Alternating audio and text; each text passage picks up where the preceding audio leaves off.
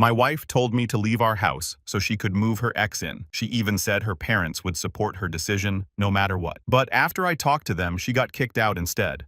I'm in my mid-30s, a civil engineer who somehow ended up managing more people than blueprints these days. Married 9 years, 2 kids, Rowan, who never stops asking questions, and Kit, who thinks every couch is a jungle gym.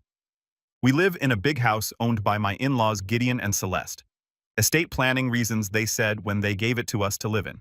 Their names are on the deed, not mine, not Judy's. That part becomes important.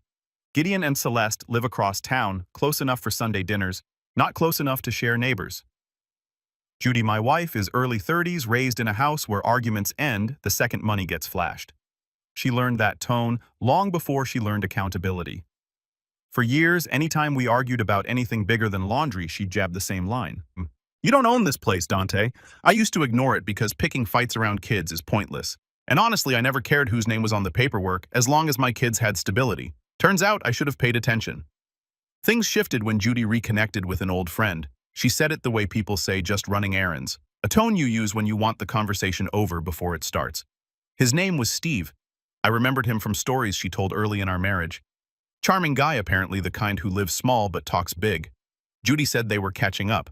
Nothing serious. I didn't argue. People are allowed to have friends, but then her phone habits changed overnight. Always angled away from me, face down on tables, notifications turned off, the classic stuff people think they're being subtle about. She'd disappear for errands that took 3 hours. Location on her phone would go blank. Battery saver mode, she claimed, even when it was 90% charged. Her whole schedule shifted like she was running 2 separate lives. I didn't jump to conclusions. That's not my style. I just watched.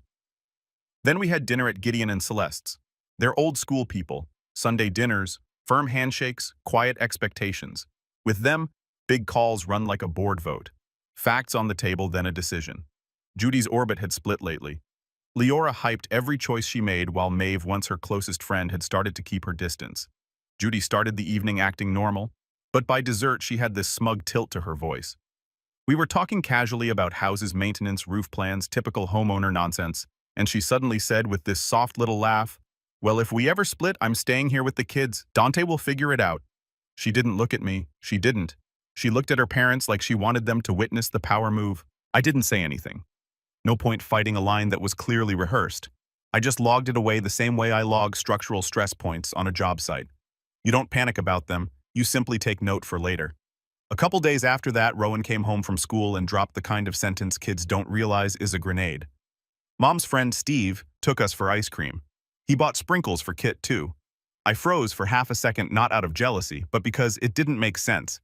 Judy never mentioned taking the kids anywhere that day, and she definitely never mentioned bringing Steve along. Before I could even process it, Judy snapped at Rowan from the kitchen. It was a group thing. Don't make it sound weird. Rowan looked confused and shut up instantly. That reaction told me more than the actual ice cream trip. Everything that didn't add up suddenly had context. The late errands, the blank locations, the weird confidence when she tossed around divorce comments like they were harmless. Steve wasn't a casual friend. He wasn't even a secret anymore. Not to the kids, at least. That night, after the kids were asleep, I walked past the living room and saw Judy on the couch phone lighting up her face. She didn't hear me at first. She was smiling at the screen, the kind of smile people don't waste on just friends. I didn't say anything. I didn't even plan to look, but as she turned the phone slightly, the message preview flashed bright enough for me to catch it. "Tomorrow we talk about moving you in." Her thumb hovered over the screen, typing back something I didn't catch. She leaned back into the cushions like someone settling into a throne they believe they earned. I lifted my own phone and snapped a quick photo of her lock screen, not to confront her, just to have an exact record of what I saw. In that moment, the picture was complete. Judy wasn't just cheating. She wasn't just entertaining the idea of leaving. She already had the next chapter written in her head. She thought the house was her trump card, the move that let her swap out her husband for her ex, keep the kids, and stay in the lifestyle she was raised to expect. She thought I'd be easy to push out because the deed didn't have my name on it. I didn't confront her. I didn't make noise. I didn't walk out. I just stood there for a few seconds, unseen, letting the whole scene lock into place, like a blueprint finally clicking. Because if she was planning her future without me, then it was time I started planning mine, with the truth fully on the table. And the next day, That truth was finally going to meet the people who actually owned the house she thought she could control. Judy left the house that morning saying she was meeting a mom friend and taking the kids to the park. She said it casually like she was announcing the weather. Rowan and Kit were excited enough that I didn't overthink it. I kissed them on their heads, told them to have fun, and went back to finishing a site report. Around noon, I checked my phone out of habit and saw Judy's location blink off. Not fade, not glitch, blink gone. 10 minutes later, it popped back on somewhere across town, then disappeared again. Usually that only happens when she turns off tracking or switches apps in a way that forces location permissions to shut off. She'd used battery saver as her excuse before, but she'd pulled that line too many times for it to mean anything. I called her once just to make sure the kids were okay. Straight to voicemail. I'm not the kind of guy who jumps into panic mode. If the kids were in danger, my gut would have told me. Instead, I kept everything steady. I finished my work, made dinner, helped Rowan with homework, through video call, when the school app pinged and waited. They never came home. Judy had dropped them at Gideon and Celesta's without telling me. She texted after the fact, "Kids are with my parents, they wanted extra grandparent time." Translation. She needed freedom for whatever she was doing. The quiet in the house felt unnatural. Normally, Rowan is asking 100 questions about planets or dinosaurs. Kid is usually running circles until someone asks them to stop. That night, the house was still. I cleaned up, checked the calendar for the kids' school reminders, and noticed an icon I'd never seen before on the shared iPad calendar. We also keep a shared household email for bills and school notices, so anything about addresses or utilities hits that inbox fast. A brunch reservation, just initials. J, her decoy label when she wants to hide plans. 11:30 a.m., Midtown Bistro. The exact place near Steve's neighborhood. The reservation had been created the night before. Judy didn't brunch. Judy barely woke up before 8 unless we had something scheduled. And she definitely never wrote anything on the shared calendar unless it was for the kids. That was enough confirmation to justify checking for myself, not to chase her, not to create drama, just to know the truth before I talked to anyone else about it. I grabbed my keys, drove toward Midtown, and stayed quiet the whole time. No music, no calls, no imaginary arguments. I just needed to see reality instead of guessing. When I turned onto Steve's block, the evidence was already there. Judy's car was parked right outside his building. No kids' booster seats unbuckled in the back. No park bag, no signs she'd been anywhere near swings or slides that day. I didn't wait around. I didn't go knock. I drove right past, circled the block to make sure I wasn't imagining it, then headed home. By the time she walked through the front door a couple hours later, she had a glow on her face. She didn't try to hide. She looked satisfied. That's the only word for it. As soon as she noticed me looking at her, the glow dropped and she switched into defensive mode like someone flipping a switch. "You're home early," she said, even though I hadn't gone anywhere. "I live here," I answered. She tossed her keys on the counter and went straight to wiping down the perfectly clean sink. Her nervous habit. I didn't raise my voice. I didn't corner her. I didn't accuse her of anything, even though her whole posture already confirmed it. I asked one question calm enough to make her flinch. "Where were you exactly?" Her shoulders locked up, then she whipped around with wide eyes like the question was an attack. "Seriously?" she snapped. "You're doing this again. You're paranoid, Dante. My therapist told me your spiraling creates half-hour arguments." Interesting considering her therapist quit on her last year after she kept lying during sessions. I kept my expression neutral. Let her talk. She huffed loudly, crossing her arms. "I can't deal with this controlling behavior. If you push me like this, I swear I'll take the kids in this house. My parents will back me up. You know that." There it was again. The house, her favorite weapon.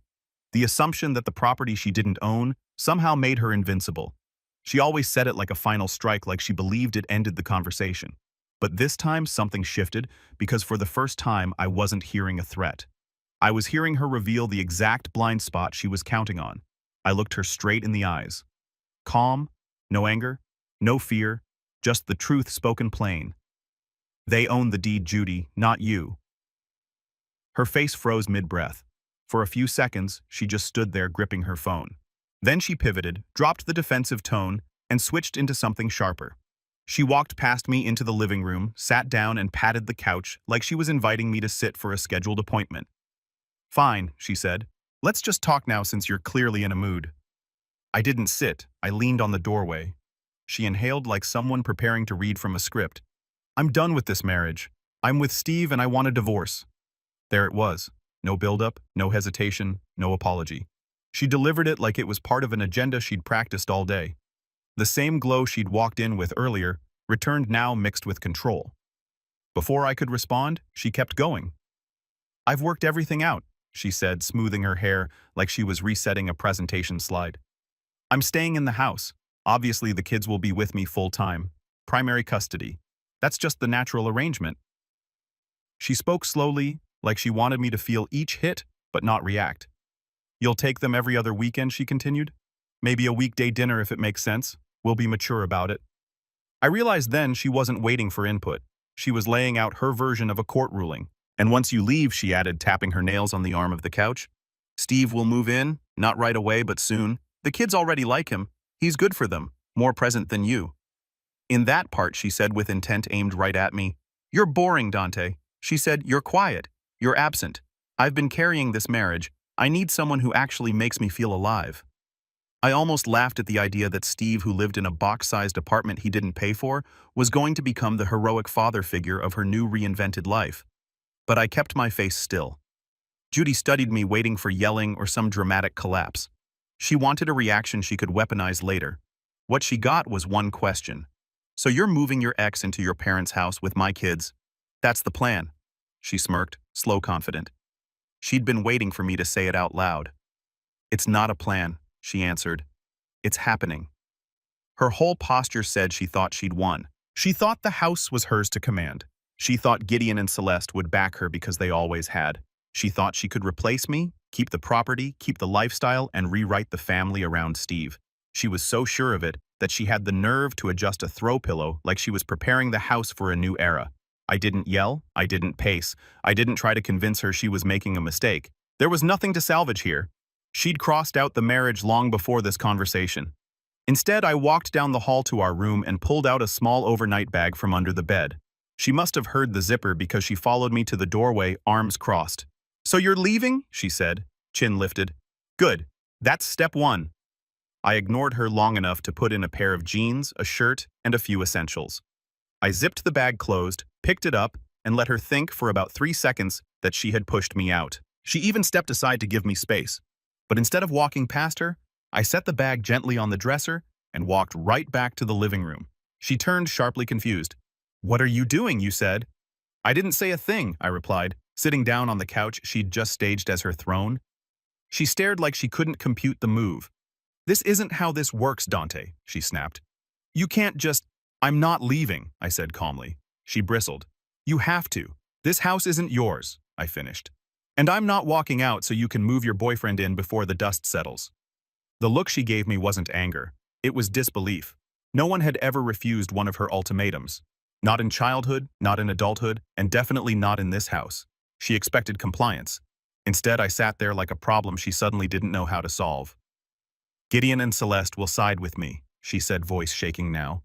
"Not with fear, but with the first hint of uncertainty. They always have. They'll side with the truth," I said. She didn't understand what that meant yet, but by the time I finished sitting there, bag-packed, patient, steady plans forming, she would.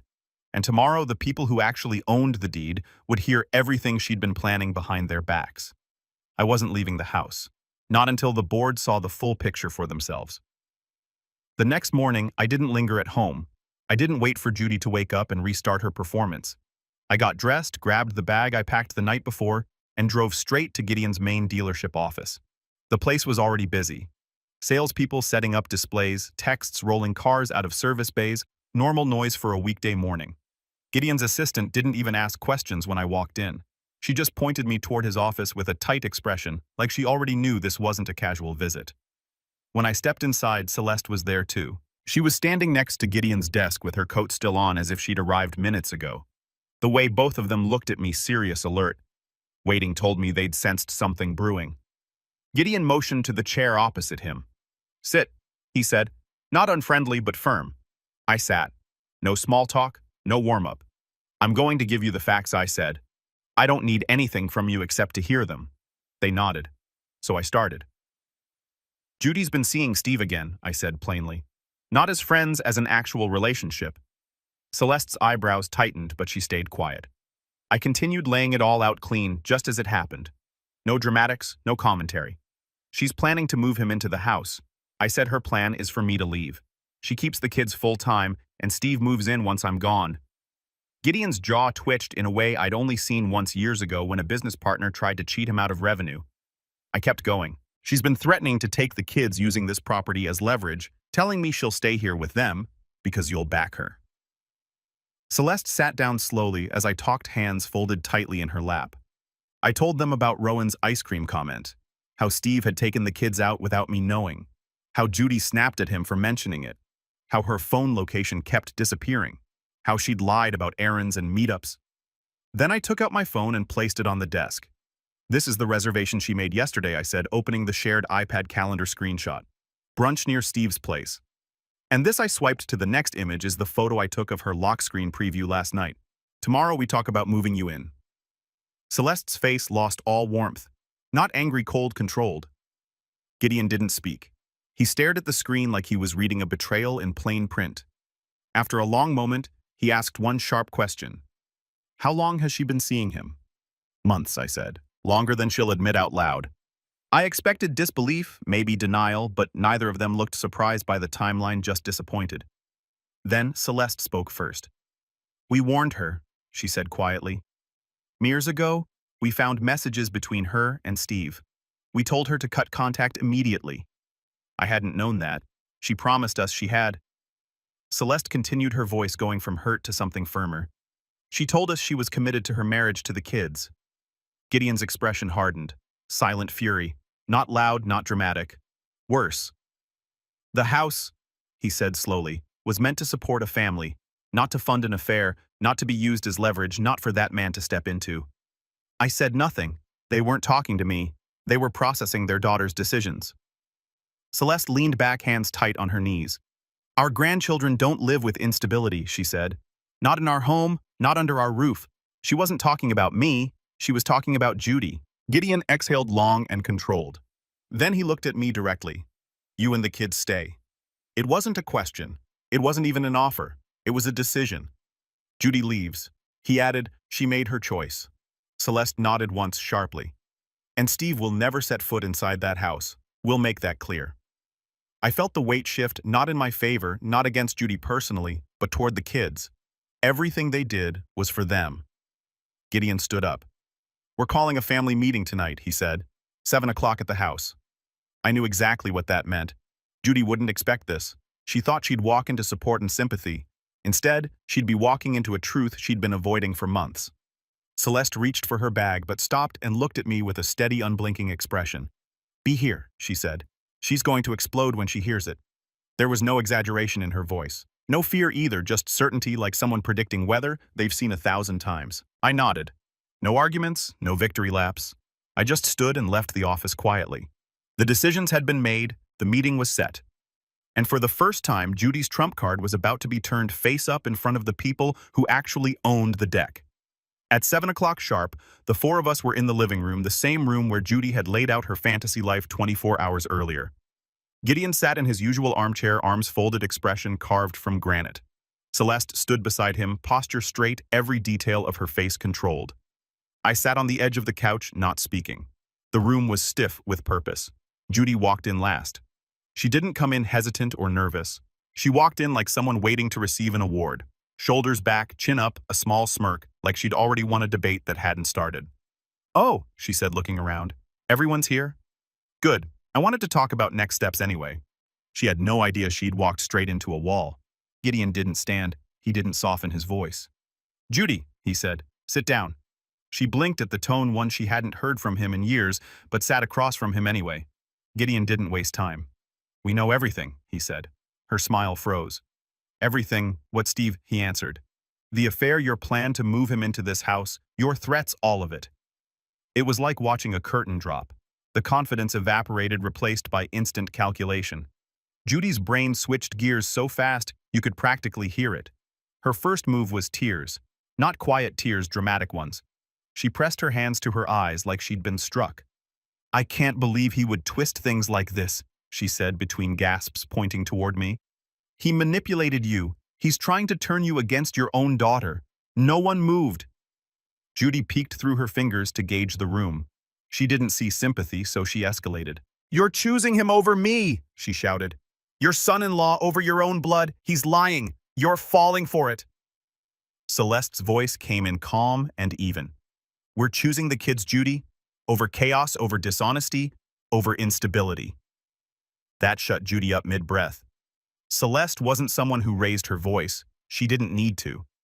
Gideon leaned forward. You're not staying in this house, he said, and Steve is not stepping foot in it.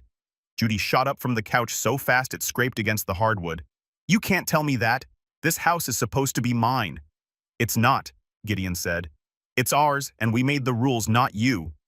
She pointed at me like she was presenting evidence. He filled your heads with lies. I didn't have to, I said. You wrote the script yourself. That pushed her from tears to full rage, the kind that turns her voice sharp enough to cut drywall. I'm your daughter, she screamed at her parents. You owe me loyalty, not him. Gideon didn't flinch. Loyalty doesn't cover destroying your own family. That was the match. Judy's voice went up loud enough that I knew the neighbors could hear through the walls. She paced, shouting, ranting, replaying her own arguments back at herself. Then there was a knock on the front door, loud, confused. A neighbor asking if everything was okay? Celeste answered the door with a quiet apology and closed it again. Judy didn't even slow down. After another round of yelling, she ran upstairs. We heard her closet door slam open, drawers yanked, hangers dragged across metal. She was throwing clothes into bags with the force of someone trying to make a point through fabric. Halfway down the stairs, she shouted her next threat. I'll call child services. I'll tell them he's unstable. You'll regret doing this to me. I sat there perfectly still. She wanted fear. She wanted reaction. I wasn't giving her either. Gideon looked up at her without a flicker of emotion. Go ahead, he said. Tell them. Then tell them why you thought moving an affair partner into our property with 2 children was responsible. Judy froze for half a heartbeat. Then she stomped the rest of the way down bags over her shoulder, eyes wild. You're all insane, she spat. You'll see. Everyone will see. She stormed out the door and slammed it behind her like she owned hinges and gravity. Then she peeled out of the driveway toward Steve's apartment. Late that night, a USPS change of address confirmation landed in our household inbox, forwarding Judy's mail to Steve's building. Shortly after, a utility start service notice arrived for that same unit in her name. I saved both. The house went silent. Rowan and Kit weren't there, but it felt like we were protecting the space for when they came home. I gathered the bags she didn't take and set them aside. Gideon sat down heavily, Celeste rubbing his shoulder. They didn't look triumphant. They looked like parents mourning a daughter who'd walked willingly into a disaster. Later that night, around 10 o'clock, my phone vibrated with a voicemail from an unfamiliar number. I hadn't heard it ring. Whoever called hung up quickly. I played the message. Hi, this is Miss Drayton from the school office. We received a home safety report from Judy and per policy forwarded it to Child Protective Services. We do need to check in. Could you return this call so we can confirm everything is safe with Rowan and Kit? I called back and confirmed the referral. They were required to pass it along. I didn't need anyone to tell me who filed it. Judy hadn't even been gone a full hour before trying to turn the system into her personal megaphone. She wanted the neighborhood to hear her. Now she wanted the school to hear her too. She wasn't done making noise. By mid-morning, Celeste and Gideon were already at the house to study the kids' routines. Celeste kept them busy at the dining table while Gideon tackled a squeaky cabinet hinge. Child Protective Services didn't waste time. Because the school had flagged Judy's report to them that evening, a worker showed up at the door early the next afternoon. She explained the visit calmly, clipboard in hand, and stepped inside. The house was spotless, not staged, just normal toys and baskets, dishes put away, laundry folded. Rowan and Kit were playing with Celeste at the dining table working on a puzzle. Gideon was fixing a hinge on a cabinet door. No chaos, no tension, just regular life.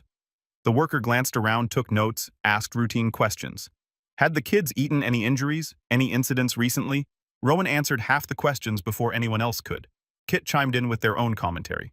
The worker smiled, wrote something down, and glanced at me. Look stable, she said. I'll finish my report. 10 minutes later, she closed her folder. I'm marking this as a retaliatory filing, she said. We'll notify the school as well. You'll receive confirmation. One problem handled. The bigger one was coming. We filed for emergency temporary orders that afternoon, and the court set a short notice hearing 3 days later. I walked in with my attorney calm and steady. Gideon and Celeste were already seated behind us. Present, clear-eyed, not wavering. Judy arrived with Leora trailing behind her like a personal hype squad. Judy had done her makeup in the exact way she does before family photos. Soft, innocent, intentional. She carried tissues before anything had even started. As soon as her side was called, she unleashed the performance. She dabbed at tears that hadn't fully formed. She sniffed dramatically. She spoke in a trembling voice, claiming I had isolated her, controlled the finances, and made her walk on eggshells. Leora nodded fiercely at every sentence, as if her approval counted as evidence. Then Judy added, "He twisted my parents against me. He made them think I'm unstable. None of this is my fault. I'm being pushed out of my own home." Her attorney wrapped it up with a dramatic closing about a mother's bond and the children's need for their primary emotional caregiver. My attorney didn't bother with theatrics. She stood, laid out documents neatly, and spoke plainly. "First, Mrs. Hargrove moved out voluntarily," she said. "Here are the time-stamped confirmations. A USPS change of address forwarding her mail to Steve's address, and a utility start service order in her name for that unit." She passed it to the judge. "Second, here is a screenshot where she and Mr. Hargrove's minor child identify her affair partner Steve as someone who has already been alone with the children." Another document handed over. "Third, here is a time-stamped photo of her lock screen preview showing that line." The printed photo hit the table with a soft slap. "Fourth," she continued, "the house in question is owned entirely by Mr. and Mrs. Marlowe Gideon and Celeste, not by either spouse. It was never transferred during the marriage. We have deed documents, tax filings, and accompanying correspondence." She gestured behind us. "They are both present to testify."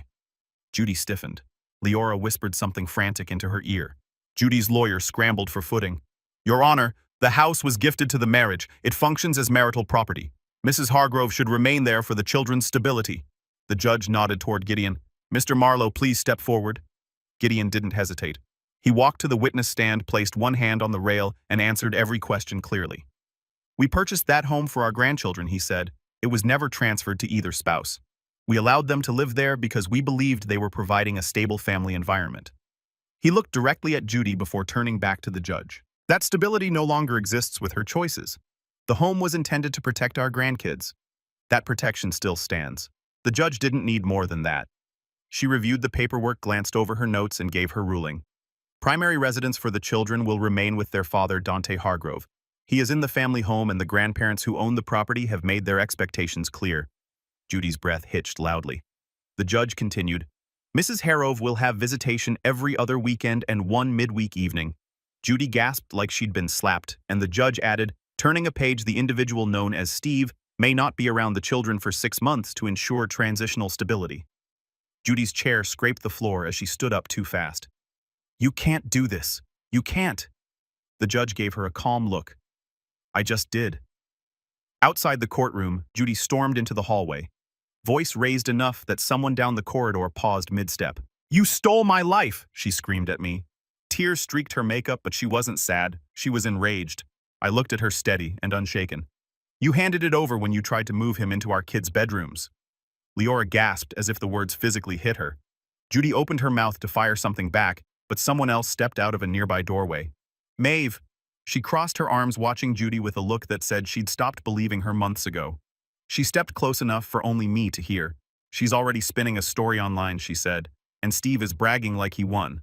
I nodded once. The war Judy thought she could control was about to break open in a place she couldn't script public opinion, and she wasn't ready for what that would look like. By noon, the day after the custody hearing, Judy had already launched her next attack. A full-length post went up on her social media, several paragraphs long, written like a dramatic memoir drafted in the middle of the night. She called herself an emotionally abandoned wife. She claimed Gideon and Celeste were manipulated by Dante, and the closing line was the real punch. "He stole the kids from me." Within minutes, Leora was in the comment section doing damage control like she was being paid for it. "You're so strong, Judy. Everyone knows Dante is cold. This was abuse disguised as stability. Courts get it wrong all the time." She replied to every critical comment, arguing with strangers like she was trying to earn a courtroom victory through emojis and emotional monologues. I didn't engage at first. I let it run until the comment section started tugging at my phone, trying to bait me into defending myself. Then, I posted one sentence. No more. She left the family before she left the house. I didn't post again. I didn't argue. I didn't touch the thread after that. You drop truth like that once, and you walk away. The deletion attempt started 20 minutes later. Judy removed a few comments, blocked 3 people, tried rewriting the caption. But it was too late because Maeve saw the post. And Maeve didn't mince words. She commented publicly.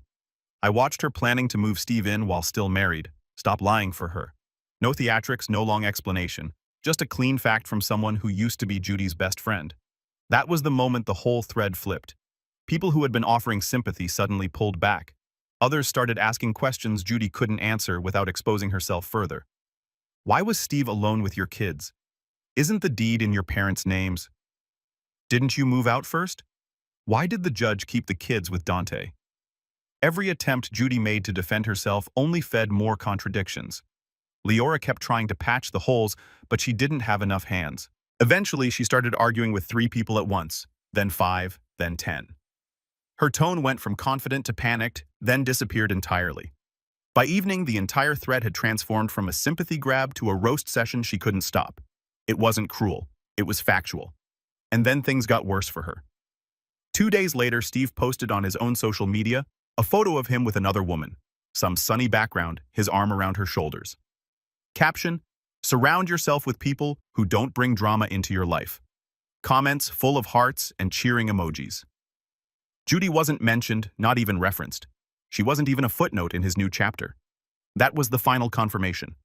She had blown up her marriage, her home, her reputation, and her relationship with her parents for a man who dropped her the second consequences showed up.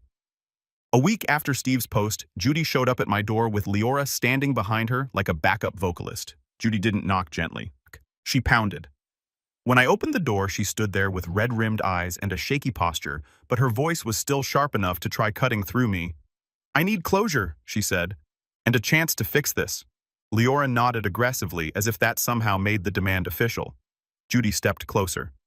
You can't just move on like nothing happened. Most men would fight for me. I couldn't help it. The smile that came out wasn't cruel, just clean, precise. Most men would have fought to keep you, I said. I fought to keep the kids safe. Leora gasped, hand to her chest like I'd committed a crime. You're heartless, she snapped. I shrugged once. Heartless is a strange word for not tolerating disrespect. Judy opened her mouth again, but nothing came out, just the sound of someone trying to force a narrative that wouldn't cooperate anymore. I stepped back inside and closed the door. They left without another word. About a month later, Gideon and Celeste invited me to the dealership office again. Not an emergency this time, more like formal business. Gideon slid a folder across the desk toward me. Inside was a trust document, clean, notarized, already filed. The house was being placed into a trust for Rowan and Kit. Not for Judy, not jointly, not someday. Immediately, Gideon and Celeste were named as trustees. I signed an occupancy agreement as the children's residential guardian, meaning I remain in the house on their behalf until they are grown, or the trustees decide circumstances require a change. Celeste explained it simply. We want the kids to always have a home. This guarantees it. There was no anger in her voice, no bitterness, just a clear understanding of what stability should look like for grandchildren who didn't ask to be part of a divorce. Gideon added, she thought the house made her powerful. She forgot it's ours. I signed the acknowledgement paperwork and thanked them. They didn't do it for me. They did it for Rowan and Kit, but it still mattered. Judy found out 2 days later. She didn't call. She didn't text.